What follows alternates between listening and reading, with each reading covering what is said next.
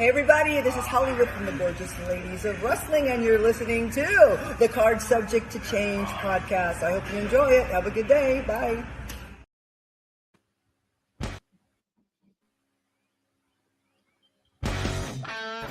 Well, sometimes love feels just right. It feels so real. It feels just like a pile driver.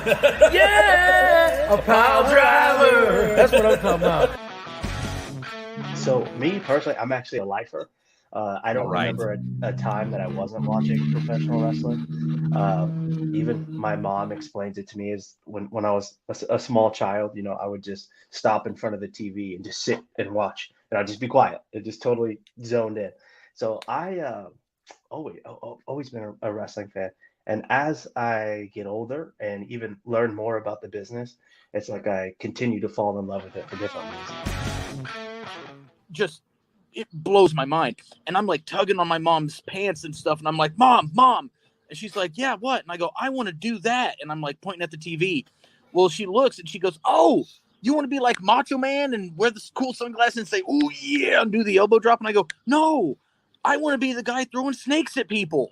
Yeah. And now, your hosts of the Card Subject to Change podcast, the For Frequency's Sake Tag Team Champions of the World, the Wizard CZ, and Never Wrong Nick Bull.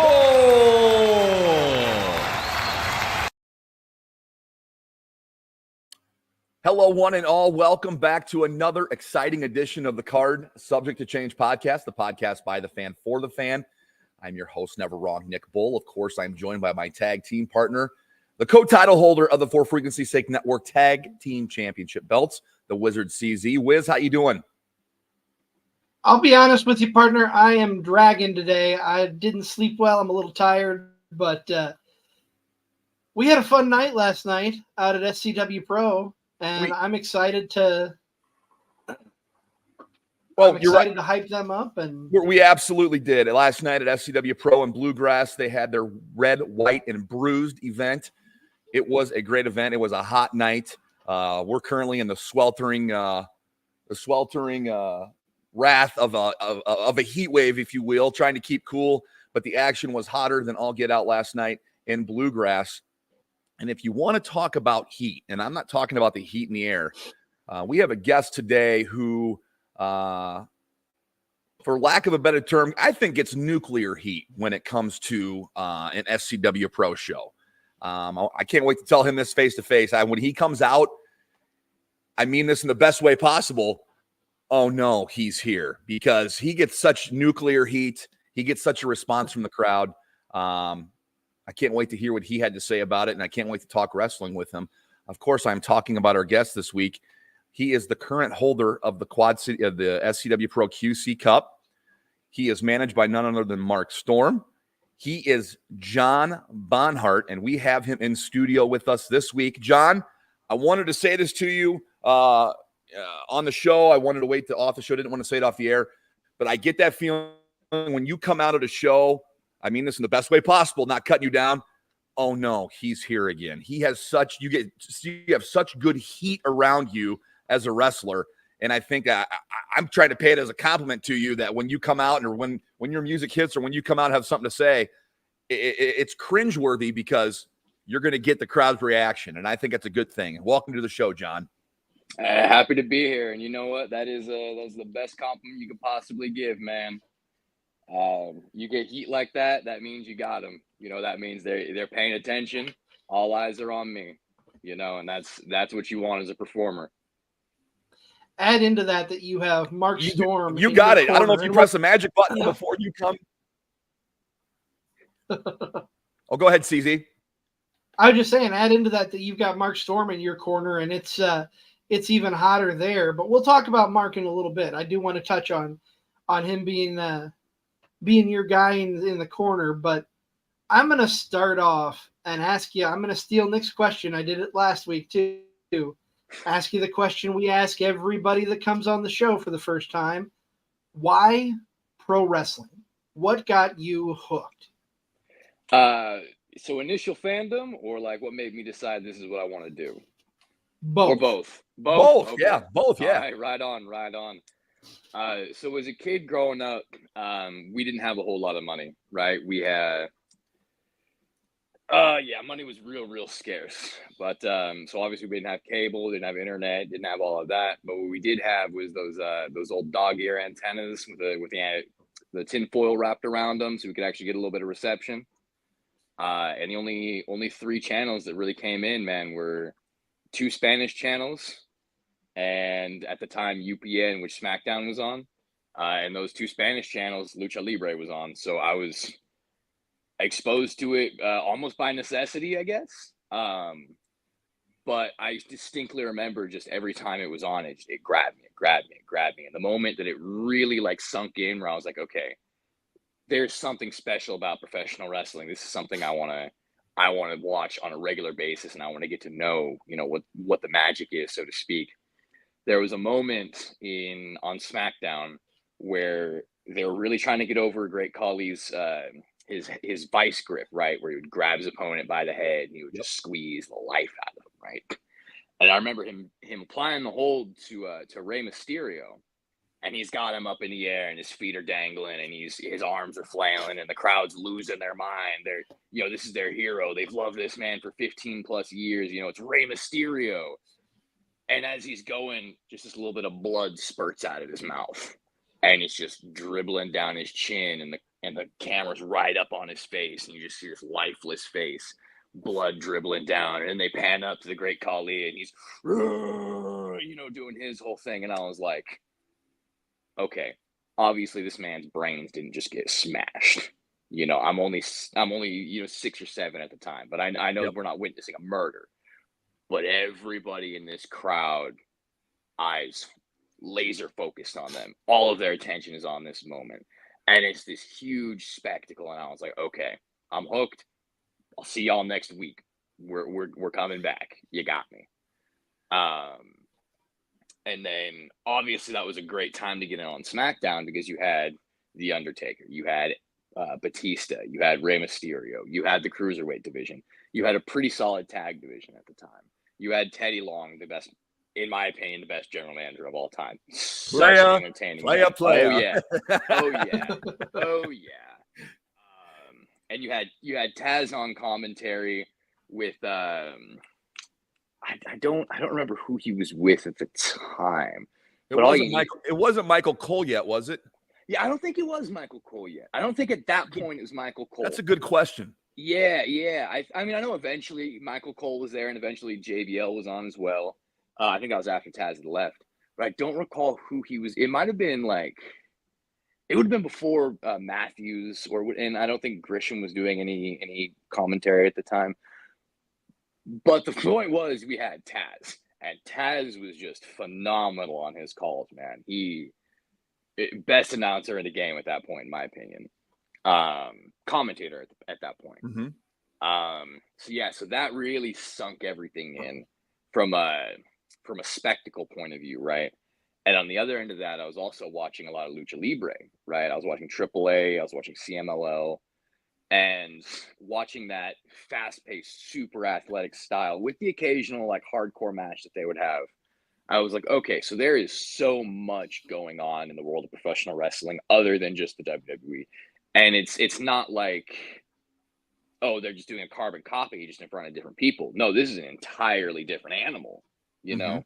And that was just, I had hooks stuck in from all these different angles at that point, And then shortly after that, I got my buddy to start watching.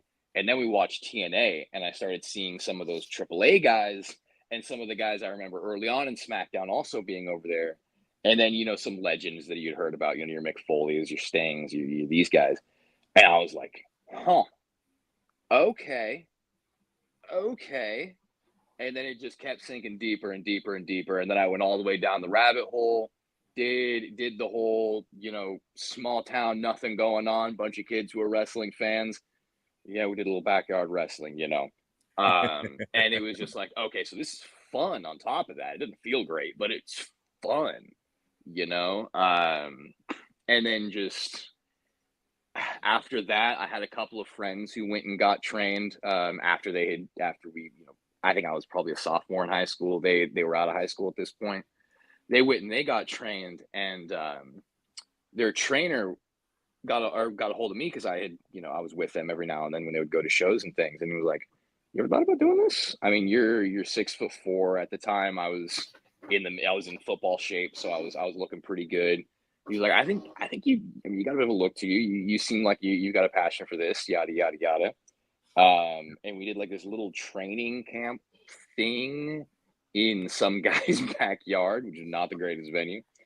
But we took a couple of bumps, we rolled around a little bit, ran the ropes a little bit, did that sort of a thing. And he was like, "Man, you move really well. Let's get you doing this."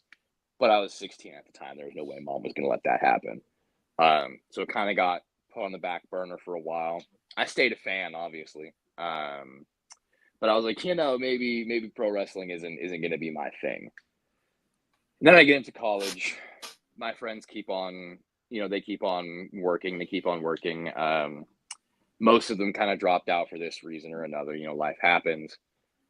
But I always just kept coming back to this thought of like, man, what if I did give it a go? Could I possibly make something out of this? Like, could I do this and not just, I don't know. Could I break my neck? Of course. That's always an option. It's also an option that I have a 20+ year career and it's the greatest thing I ever do with my life. There's only one way to find out, is to give it a shot. So 2020 comes around. I'm out of college at this point. And one of my friends who had previously trained, who had dropped out, was like, I'm thinking about getting back into it. Our other buddy that we'd known from the backyard wrestling days, he was working at this school in San Jose, Pro Wrestling Revolution. And he talked to their trainer, got their rates probably a little lower than they normally would have been because he put in a word. And he was like, "Hey man, if you guys start coming out and we can get you trained, we can start getting you guys, to the point where you're show ready, yada yada yada," the whole pitch. And I was like, "All right, I'm not, I'm a single guy at this point. I've got no reason not to, So I start training there for a few months, and it's going great. I'm bumping feels real natural. Running the ropes feels real natural. Everything that we're doing is just flowing, and it's like everything's clicking. And I'm like, okay. Nothing was really overly difficult. Granted, we're doing like beginner stuff, and we're taking our sweet time hammering it all in. Sure. But it all felt real good, And I was like, and I started getting into my mind like, yeah, this is something I'm going to go for. This is something I'm going to make a real run for. Well, of course, that's the beginning of 2020. 2-3 months later, country shuts down. We're in San Jose, Bay Area. Quarantine hits hard. School shuts down, obviously. So I'm kind of left high and dry, and I'm like, well, now what? And then just some life things progress. I end up moving up to Washington State. And while I'm up there, the entire time I'm looking for a wrestling school, because I'm like, as soon as this quarantine passes, as soon as all of this blows off, I'm getting back into wrestling. Like there's no way at this point. It's in the blood. I got an itch for it. I'm doing it. Start looking around for schools, realize there's really nothing in the area as far as I could see. So then I start broadening things out. I'm like, you know what? I'm making a decent amount of money. I know I can. I've got a skill set where I can pick up a job just about anywhere in the country and be all right. I'm going to go wherever I can find a good school. Then I happen upon Black and Brave, of course. And that's what kind of brought me out here, and looking into it, I'm like, okay, well, there's 1,000,001 schools that have a big name attached to it, who's, either a name on the building or is actually in the building all the time. Right. Let's look at kind of the other things that are attached to it. Let's see who's come through the school. Are they attached to a promotion? What's the facilities look like? That whole checklist. And man, Black and Brave just checked every single box. So, I got the money together, paid everything off, put my application in, got accepted. drove my way out here, and one thing led to another. Went through training, and here we are. Very interesting how you ended up in the Midwest, post-COVID. That's very, very interesting. You said something there when you were telling your what got you into wrestling, watching Lucha Libre. You obviously, I don't know if you speak Spanish, maybe you do. Very, very little. But sitting there at that age, being able to watch something and not caring about, at the age of 6 or 7, and not caring about what you hear, it's just a different way of watching things. I think. I thought that was unique. Where are you mentally when you come here and get ready for day one? Because day zero, a lot of people talk about how hard that first day is at Black and Brave, and you were in good shape. You're ready for school. He chuckles, but we've heard horror stories. I guess we're asking you to tell us your horror story. So my horror story is pretty unique. I didn't know that day zero was a thing. I got out here about 2-3 days beforehand. I was told, oh, hey, and by the way, there's this big conditioning test that you have to go through, and it's absolutely awful. And like you got to get like a physical and all these other things in order to actually do it. And I had no idea, none whatsoever. So I had to scramble to get a physical done. I literally got a physical done at 7 a.m. the morning of our conditioning test. Oof. And I'm stressing because I'm like, are we gonna get this done in time? Like, is everything gonna be good? Am I gonna have to wait for other people to go through this clinic? I had no idea. I just showed up as soon as doors opened and tried to get in to get a physical done. Luckily, I got in, got out real quick. None of that was a problem. But I was totally caught unawares by the conditioning test. And then when it hit, man, that thing hit like a freight train.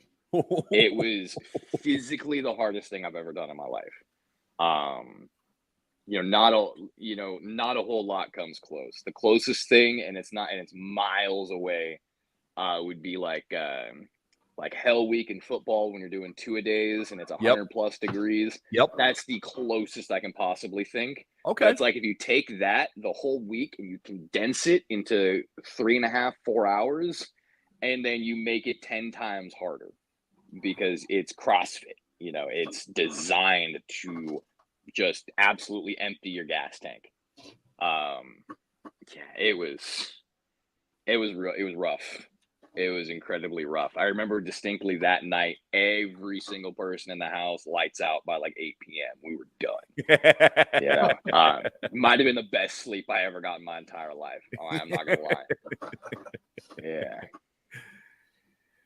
This is the Card Subject to Change podcast, the podcast by the fan for the fan. We are powered by Low Pies Pizza, built by Durham Remodeling, colored by Ryan and Allison Tattoo, and protected by Jared Zook of Country Financial.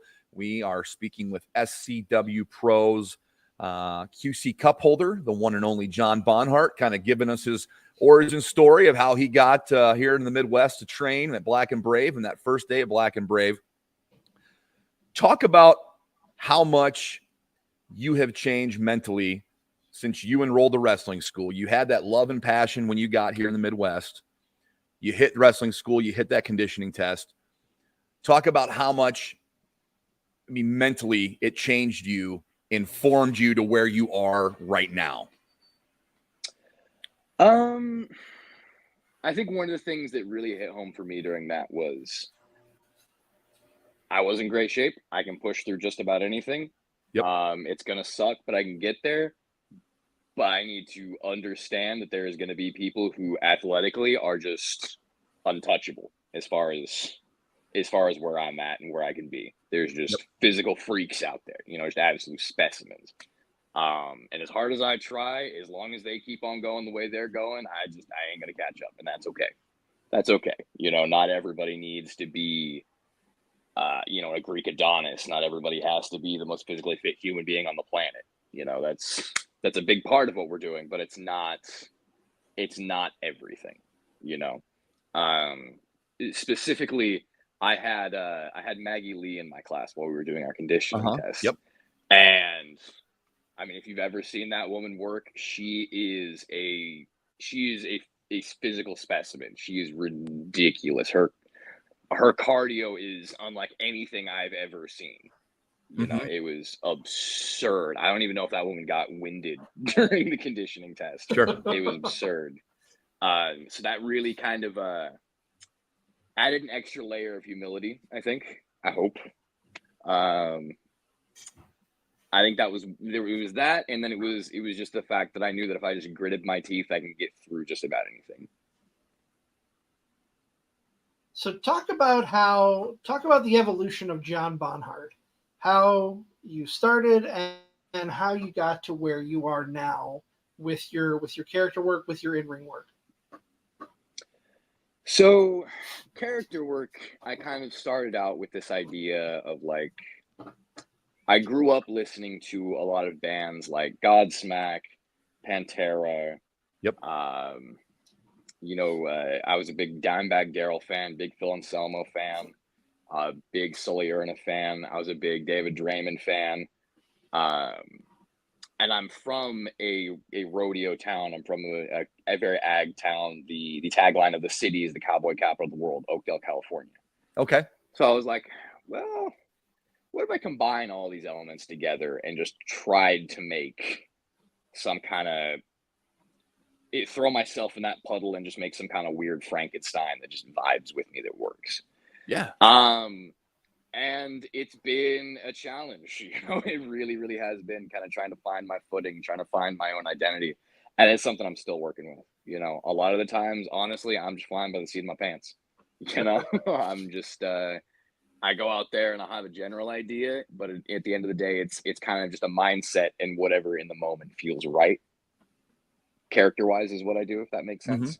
I try to do kind of like a method acting kind of a thing where I put myself as much as possible into any whatever I'm doing, and that's how I become John Bonhart, if that makes sense. Sure. There is a look you make sometimes in the way that you've got your head shaved that you do kind of resemble Phil Anselmo at times. So I would take that as a compliment. Oh, hell yeah. No, I absolutely will. I actually just posed this question to my girlfriend last night. I was like, how do I become more Phil Anselmo and less Aaron Lewis? And I'm thinking to myself, like, does that make sense to anybody else? Maybe not. But up here, like, I get it, you know? Anger, maybe it's a little more something with my look, you know? I don't know. That's a good question. A little bit. Yeah, it's just, I think it's something that I'm going to have kind of like hanging over on a lot of my future choices, you know? It's like, how do I go more towards this Pantera kind of a thing and less towards a Stained kind of a thing? You know, if that makes any sense. That's a great way to put it. No, I totally get what you're saying. That's a good way to put it. Right on. I don't know. I don't know if you can be any more angry than what you are as John Bonhart. Yeah, it's weird. Phil Anselmo always carried around this anger with him. So yeah, but like so did Aaron Lewis, but it was a different kind of an anger. It's like how do I channel one over the other, you know? And I don't necessarily need to not channel one at all. It's just how do I channel the one I want to channel more in the right moments, if that makes any sense. You got to get that deep Phil Anselmo voice and get that growl maybe if people. I don't know. That's a great question. That's a funny way to look at it. I want to be more Phil Anselmo than Aaron Lewis, but no, you're right. That's a cool way to look at it for sure. We're talking here with John Bonhart on the Card Subject to Change podcast by the fan for the fan. He is the current QC Cup holder for SCWPro Wrestling. And we're talking about how he got here to the Midwest, his mindsets from getting through the wrestling school and developing his character. Let's talk about when you get out of wrestling school. And I think, you know, maybe I don't know if it's a fear, but it's a worry maybe of wrestlers when they get out of wrestling school. It's getting booked. It's going somewhere and getting booked and being seen and getting repetitions and getting matches places. Did you worry about that, or was that an easy thing for you to get booked? So I was lucky and it didn't take me too long. I graduated at the end of July of 2022, I believe. And I had my first match September of 2022. So it wasn't a whole lot of a wait, but there was definitely that anticipation, because I did see other people who were in my class start to get booked before me. And I was like, I know it's only a matter of time. I know I'm doing all the right steps. I'm getting in cars. I'm going to shows. I'm helping out. I'm getting in front of promoters. I'm conducting myself professionally. I'm working on a look. I'm working on, getting gear, getting all of these kinds of things.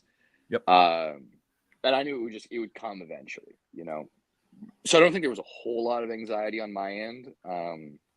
Definitely not a fear. Okay. I think my biggest anxiety or fear would be that like I would get booked somewhere and it would just be kind of to be a laughing stock, if that makes any sense. Okay. Which that's like that's the worst fear you could possibly have, because honestly, being the laughing stock is one of the funnest things to do as a professional wrestler. Getting a little bit of egg in your face. Yep. It's part and parcel with the business, It's part of the entertainment of all of it.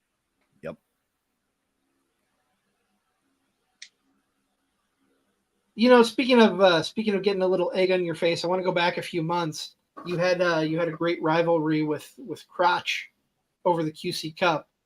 Talk about his 20th anniversary, and you know where I'm going. I knew where you're going. The second you said, speaking of getting egg in your face, I was like, oh, okay. Talk about that match. Yeah. Oh yeah.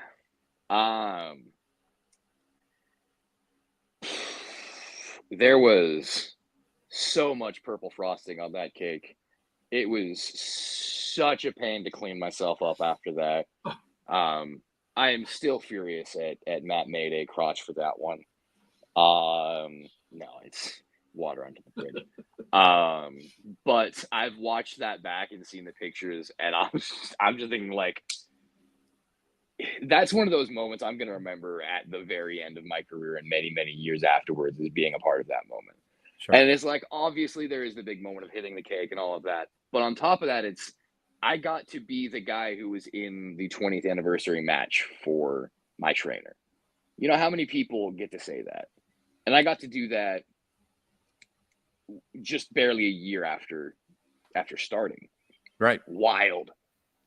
Absolutely crazy. And I remember just getting to the back with all of that frosting on and everybody just going, because nobody had any idea there was that much on there. I mean, I think I had a glob on my forehead about yay big, just a big right there, like a cupcake sized glob of frosting. Yeah, getting that out of my gear was quite the challenge.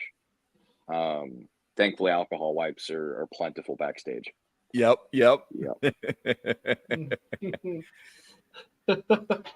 We've talked a lot about SCWPro. We talked about SCWPro, and you're the current QC Cup holder. Let's talk about some other places maybe that you've worked besides SCWPro in your wrestling, your short wrestling career so far. Just in it 2 years, but you've got plenty of exposure and experience so far. Well, I'll first and foremost hit Iron Spirit. They've been one of my most consistent promotions since really 6 months in. It was my first time working for them. It was February of the year after I graduated. And they have been really, really, really consistent with bringing me onto their shows, and I've had some of my absolute favorite matches with them. Mm-hmm. They've always been big supporters of me, and I'll be there on July 20th at the Station Saloon. Yep. Hopefully as many of your listeners as possible come out to that. That's going to be their biggest show of the year. And I'm super excited to be a part of it. I was a part of it last year, and it was a very special show. We had Logan on the other night from Iron Spirit Pro and was getting us geeked up and excited for that show. And your name came up there, and that you had worked there for Iron Spirit Pro. So I'm glad you mentioned them and gave them a little rub here on the show. Oh yeah, absolutely. And like I said, they've been huge supporters of me, and working for that company has been an absolute joy. Some of the other companies that I've worked with Janesville Wrestling Alliance, JWA, up in Janesville, Wisconsin. Yep. Shout out to Andy Church and everything he's got going on up there. They've also been huge supporters of me since virtually day one. shout out to Trailblazer in Kansas City. They gave me my first match once upon a time out in Olathe, Kansas. Mm-hmm. Yeah, big shout out to MCW. We'll also be running on July 20th. I will not be there, but they'll be concluding their U.S. title tournament there. No, not concluding. They'll have the semifinals. Okay. Should be an absolutely phenomenal show. Doug Basham is going to be involved in some way, shape, or form. He'll be doing a seminar before the show to any pros who are out there who might be interested in something like that. Mm-hmm.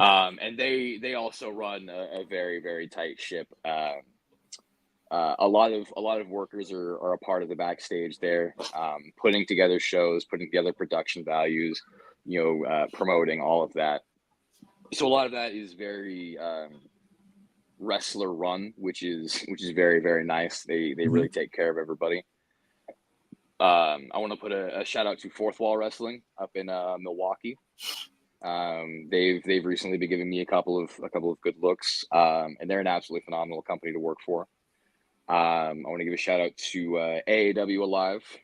They've which is like the pre-show to AAW's main show. Danny Daniels, who trained all of my trainers, and all, like, probably a third of the SCW Hall of Famers, maybe more. Yep. I recently got an AEW Alive there after, working my tail off for them to try to get on. They finally kind of decided, hey, we'll give you a look.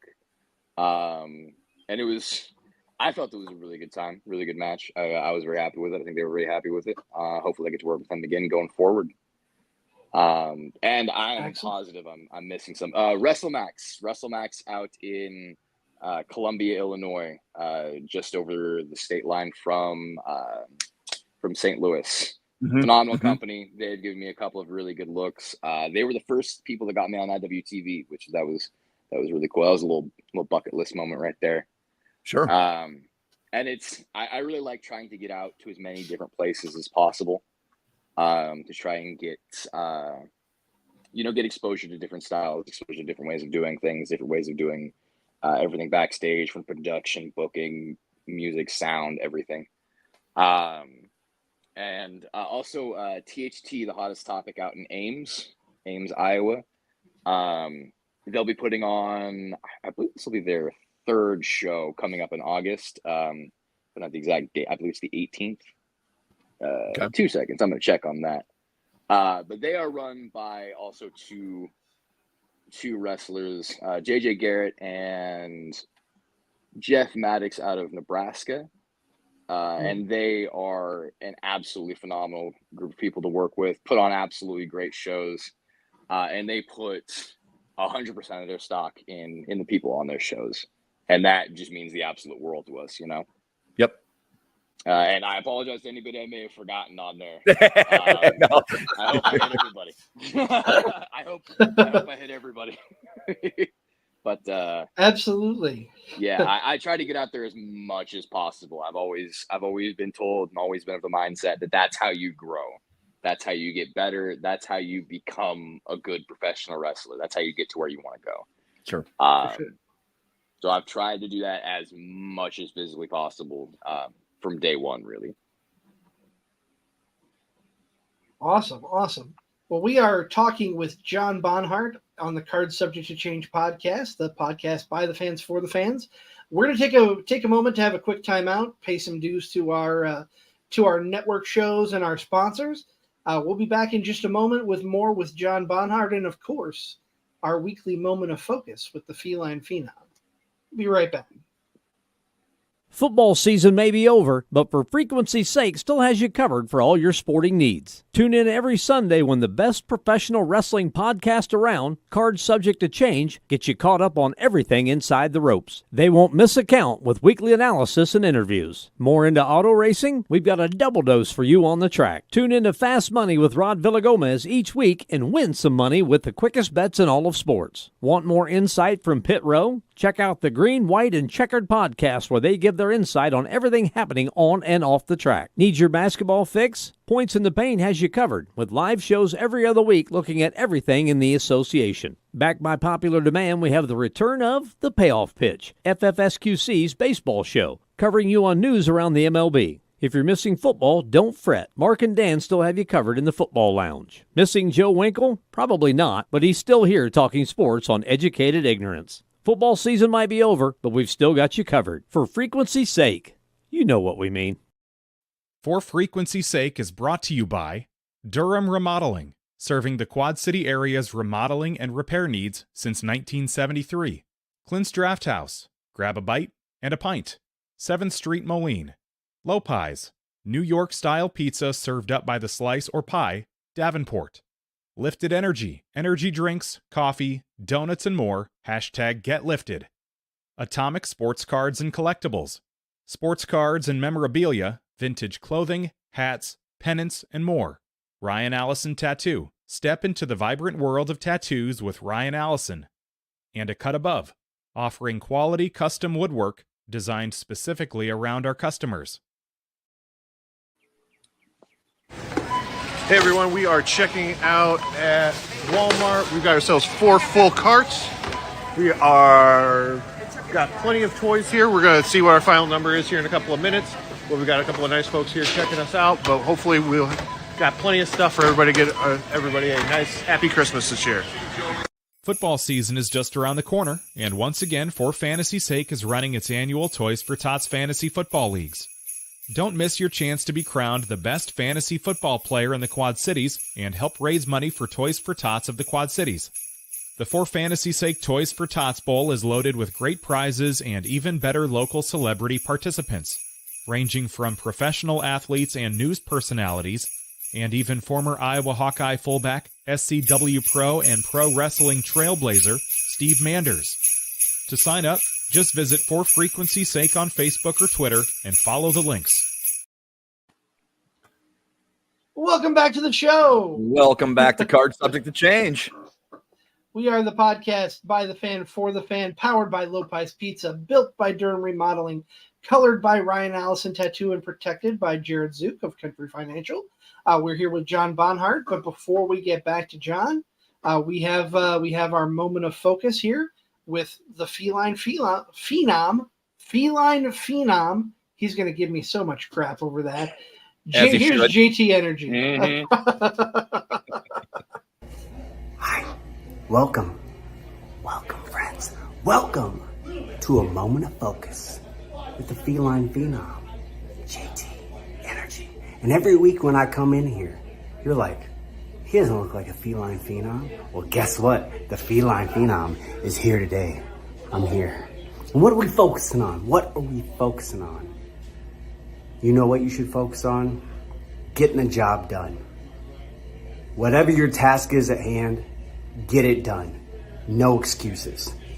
If something does happen, it's your fault. If something doesn't happen, it's also your fault. This has been the Feline Phenom, JT Energy. You're welcome. A more assertive approach. Yes. I couldn't tell if he was angry or focused, but I will say, unfortunately, he did not get the job done last night. He must have recorded that just before he got his head kicked off by Shane Hollister in the main event. Yeah. JT looked a little woozy after that 6-man scramble main event last night at Red, White, and Bruised. Hopefully he's okay, but yeah, he did not get the job done. We hope that he's okay, and then he's back with us next week for another moment of focus. Did you notice that he looked over at us last night, CZ, as he entered the ring and said "focus" to us? I hope his focus wasn't on us, and I hope it was on the match, but he definitely was making sure that we were focused on last night's match. He really was, and I'm glad because we like to stay focused. And speaking of focusing, we got to focus back on our guest, Mr. John Bonhart. John, I want to ask you, we're talking about SCWPro again. We've gone back to the beginning of the podcast here in the middle. You have been paired over the last several months with a brilliant manager who many people do not like. I've known Mr. Mark Storm for quite a while. He is a very angry man, and he yelled at me one night when he couldn't find the cup that you so gallantly carry to the ring every show. Talk about your partnership with Mark and how that has helped you evolve. It's kind of just a perfect fit, you know. He brings to the table everything I need. You know, he's got all the experience. He knows how to handle people. He knows how to keep me focused. He knows how to get me what I want. And he's always got my back. You can't ask for anything more in a manager, you know. And sometimes he may have your back a little too much, right? Or maybe that's what his duties are for. Nah, I think he's got my back just the perfect amount. Maybe he needs to have my back a little bit more sometimes. Yeah. Mark Storm being called out on Card Subject to Oh, Change. no. I wouldn't go that far. And where was my cup, huh? Where was my cup, CZ? I didn't have it. It was nowhere near me. I did not see where it ended up. Mm-hmm. But Nowhere I would near me. never. You were recently gifted a newer version of the QC Cup. A kind of bigger, shinier, more gold version of the QC Cup. What was that like, getting the new QC Cup and being able to still carry that? Well, for starters, it felt right. You've got your biggest, best champion yet, so of course you give him the biggest and the best cup you can possibly get him. Absolutely. Yeah. But the old cup was getting real banged up. It had definitely been through its paces. I think it's probably older than half of our audience at that point. At the point that we retired it, so it was due. You know, he was really due. And the moment of me receiving that cup was another one of those moments that, like, it was a really great little not necessarily culmination of the story, but a natural progression. And it I think it really symbolized where we want to go with it. So that was one of my favorite moments so far of the run. I was there the night you got the new cup, and you seemed to be pretty thrilled about it. And you're right, it did culminate a moment. So it was a pretty cool moment when that did happen. Oh yeah, and it is one more time just an absolutely beautiful cup. Absolutely beautiful. So I want to go. As we often do, we do a little fantasy booking every once in a while with our guests. Just going to throw this out there. Is there a dream opponent, or maybe more than one, whether they are from the past, from the present, or that you see up and coming that you would like to get in the ring with? We're talking professional wrestling as a whole, or are we strictly SCW? Okay. Yeah. Professional wrestling as a whole, no limit. Professional wrestling as a whole, there's a man named Rafael Quintero. He came up through CSW, Chicago style wrestling, at around the same time I started trying to get out and get to as many different promotions as possible. And I have seen that man just strap a rocket to his own back and send himself to the moon. And he is one of the hottest pro wrestlers coming out of Chicago in a long time. And I would absolutely love to have a match with him someday on any promotion, any show, any day of the week. I would absolutely love to get in there with him. I would also absolutely love to have a singles match with Shane Boucher. We've been a part of some multi-man matches, some tag matches, but never a one-on-one match. And I think he and I could really do something together.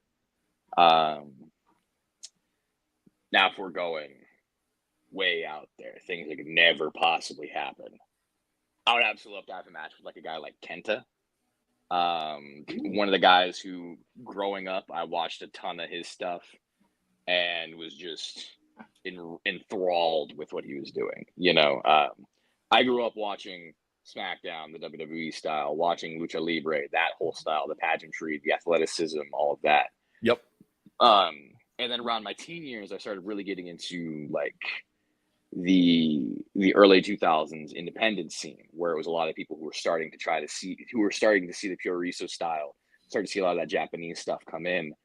So naturally, I went from that to then watching some of that Japanese stuff, that late 90s Noah, the early 2000s Noah, the early 90s AJPW, and was just absolutely enthralled with just the brutality, the fighting spirit, the respect of everybody involved, the performers for each other, the fans for the performers, the performers for the fans, the promoters for everybody involved, the media, the nation as a whole, all of that.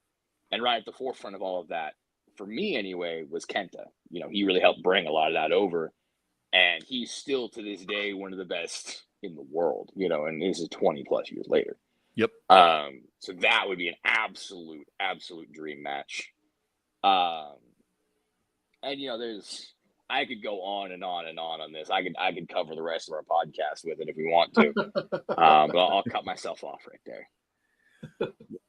I don't know how much of the current product you watch or what catches your eye, but what of today's stuff do you go out of your way to watch or make sure you don't miss when it's on? You know, what are you watching of current day product? I watch a lot of independent stuff. I watch a lot of West Coast Pro, Prestige, Beyond, Wrestle Open, Action One, Dreamwave, AAW, Glory Pro, Defy, a little bit of the Japanese stuff still. It's a little harder to come by, but like I watch a lot of Noah still. When I can, I'll catch some New Japan stuff. I'm a big fan of DDT as well. You know, I swear the best in the world always seems to pop out at DDT. Just every 10 years, they're just like, hey guys, here's this guy you've never heard of. He just happens to be, you know, the second coming of Bruno Sammartino or whatever. Right. So I like to keep an eye on over there. I don't really watch nearly as much lucha stuff as I would like to. But I think part of that comes with the fact that I see a lot of lucha stuff while I'm out there. You know, a lot of the shows I'm on, you've got a lot of luchadors on. And there's a lot of lucha guys that are figured that very prominent in a lot of top indie places today. So I kind of get my lucha fill through that. So I'm not necessarily watching a lot of CMLL or AAA. And then I'll also kind of go back and watch like Lucha Underground, even though that's kind of like a that's no longer really a present product. But I'll still go back and watch that. There are some hidden gems. There are some hidden gems there. There's a lot of good people that work for that company. So many now that are exploded. But you're right. That's something that I think that would be beneficial to any fan listening that likes wrestling. If you want to go back and find some stuff and be like, oh, he could do that. Aztec Underground. The match together. Aztec Underground. Yep.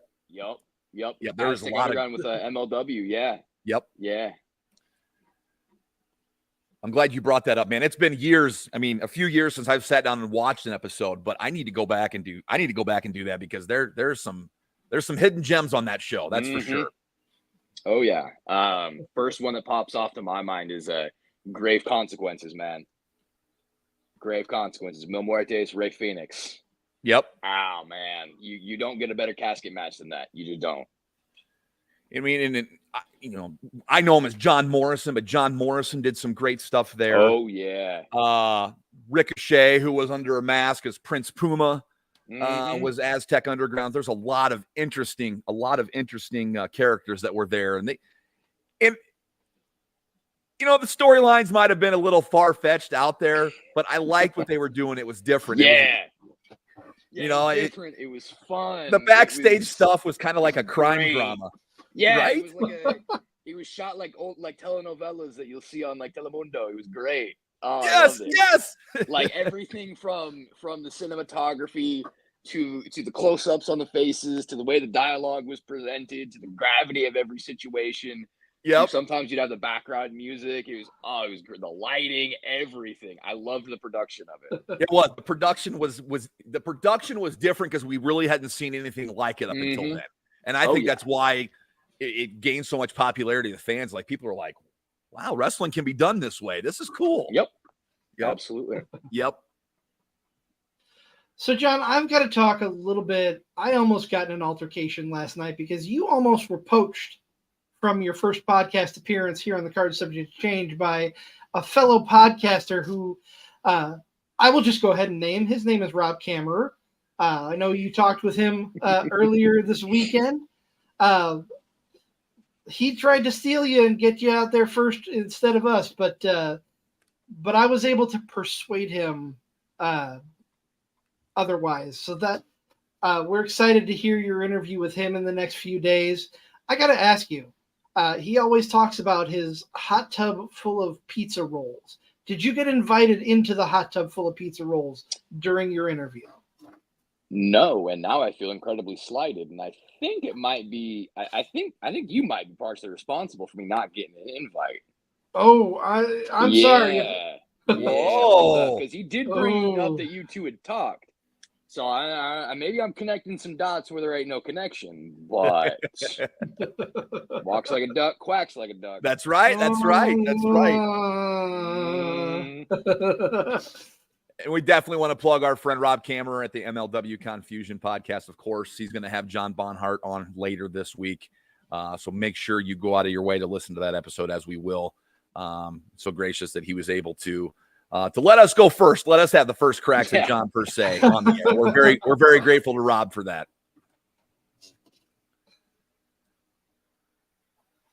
What? Let me ask you. Oh, go ahead. Go ahead. No, you go ahead. Okay. So gentlemen. Well, we're gonna fight. Nick and I are gonna. John, what is your 5-year plan? Where do you see yourself 5 years from now? 5 years from now, probably driving some beat up old car down some dusty old highway, heading to some town in the middle of God knows where. That's the dream. Just, want to be making a living doing nothing but this. That's the dream at the end of the day. Okay. Doesn't matter how we get there. Doesn't matter well, I'm not going to be a fool and sign any old contract but put before me. But doesn't matter if it's signing a contract somewhere, if it's, maybe I find a secondary revenue stream that gets me there, whatever. At the end of the day, 5 years from now, I want professional wrestling to be my sole source of income. That's the goal. Is that going to happen in 5 years? Maybe, maybe not. But knock on wood, hopefully 5 years. Sure. As you're getting ready for a match, as you're gearing up, how do you get to that place mentally?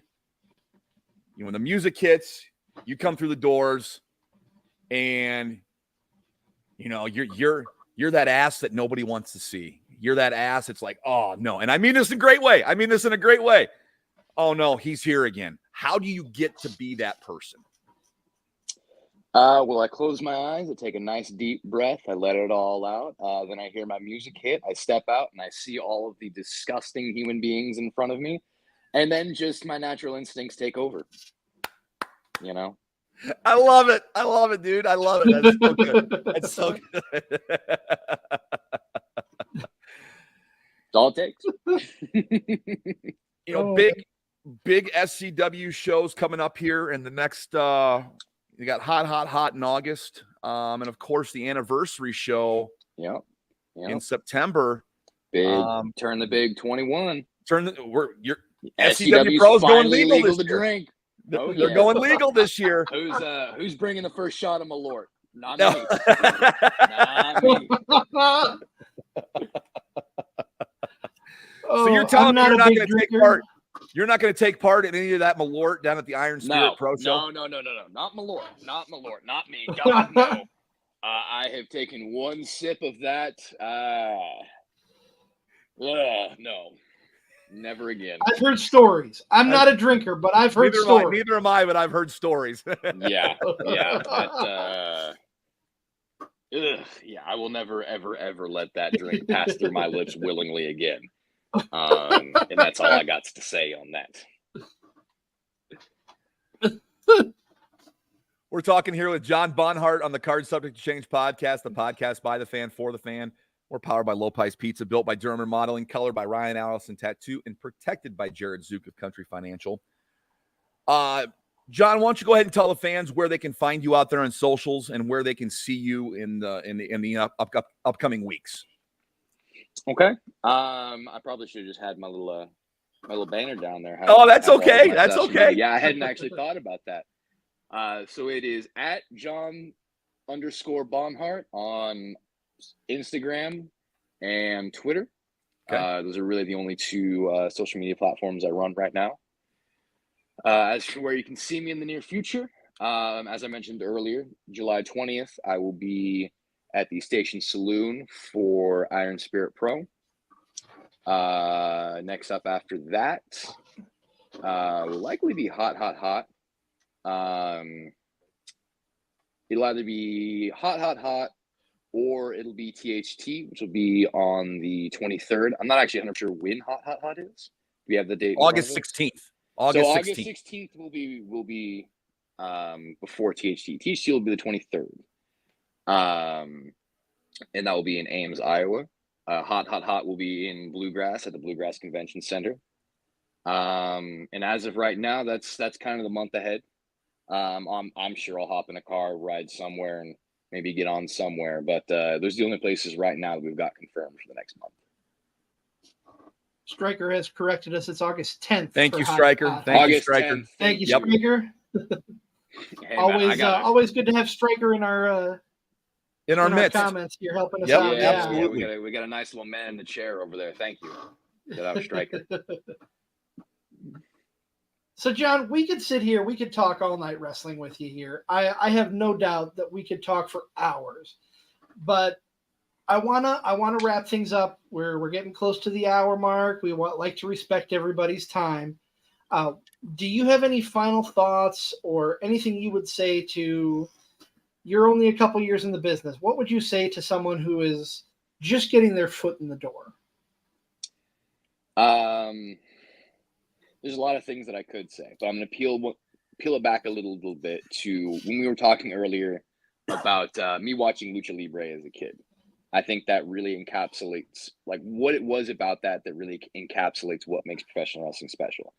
I had no idea what was going on. I didn't know what the story was. I didn't know what anybody was saying, but I could hear the emotion. I could hear the investment. I could see on the faces of everybody in the ring that everything meant so much to them. I could see in the faces of every single person in the crowd what this business meant to them. I could see that for at least one night, everybody's focus was on professional wrestling. It's what was going on in the building at that moment, whether that be an in-ring segment, a match, whatever it was, that's what the focus was. So we're at a show. All you young wrestlers out there, focus on the show. Focus on what's going on. Whatever's going on outside in your life, leave it at the door just for a night, and for the love of God, bring some emotion. Give people something to care about. That's why we're here. Absolutely. And I think that's why you convey to be such a crucial part of the SCWPro roster. You have emotion, and your emotion, I think, pisses people off, and people love that. People love that. I mean, thank you. Wrestling is a great uniter, in my opinion. It's a big family. All those fans that were there last night are all there for a different reason, but they all left happy after the show, get to see what they came there for. And I think you're right. There's so much involved in wrestling. So many people love it. So many different backgrounds. But at the end of the day, when that match starts, everybody's invested and they're there for a different reason. And I think that's what's great about it. That's what's great. That's what's great about it. And all the wrestlers and the performers, they got a different story and they're trying to tell you something different and show you something different and take you on a different ride than the match before or the match after. And that's what's special. That's what I love about wrestling. Absolutely. Couldn't agree more. Well, we have been talking with John Bonhart, the Dark Horse, the Keeper of the Cup, as the episode is named. Absolutely. This is great. We're going to wrap things up for tonight. You need to steal that. Yes. You talked about it off the air. You need to steal that. Yes. Make it your own. He is the Keeper of the Cup. Yes. It's got a ring to it, man. It's got such a good ring to it. I wish love I'd it. have thought of it 6 months ago. Well, hey, we'll let you have it for free. Consider it a gift. All right, coming to a t-shirt near you soon. Well, we are going to wrap things up for tonight here. Just a little preview. You've seen it on socials. We've talked about it for the last couple of weeks. This Thursday at 7:30, we will be having on Jake Christ, former X Division champion, former Pro Wrestling Revolver champion. Can't wait to talk with him. Nick, should I reveal what's coming up the next 2 weeks, or do you want to hold on to that? You go ahead. All right. Really excited rip the about it. Band-Aid off. We have one half of the tag team known as the Hype coming on next Sunday. Mr. Hunter Holdcraft will be in the studio. And August 1st is coming up real fast, Nick, and I don't know if you know the significance of that. You better. It's our birthday. It is our birthday. We will be turning 2 years old. We're going to be celebrating a little bit early. We've invited some friends onto the podcast for our second panel show, talking about, guess what? Wrestling. We're going to preview SummerSlam with Zach Takis from Shotgun Wrestling Radio, Tom Chilstrom from the 2 Count podcast, and of course, our good friend Timothy Regal joining us in studio. You're all invited too. It's going to be a big party. That's 2 weeks from tonight. And of course, we'll wrap up, we'll cover SummerSlam and talk about all the happenings there the following week. But for my tag team partner, never wrong, Nick Bull, I am the Wizard CZ. This is Card Subject to Change, the podcast for the fan, by the fan. Again, as always, powered by our great sponsors, Lopez Pizza, built by Durham Remodeling, colored by Ryan Allison Tattoo, and protected by Jared Zook of Country Financial. We will see you Thursday for an exciting episode with Jake Christ, and we'll see you back here Sunday as well at our regular time. Have a good week, everybody.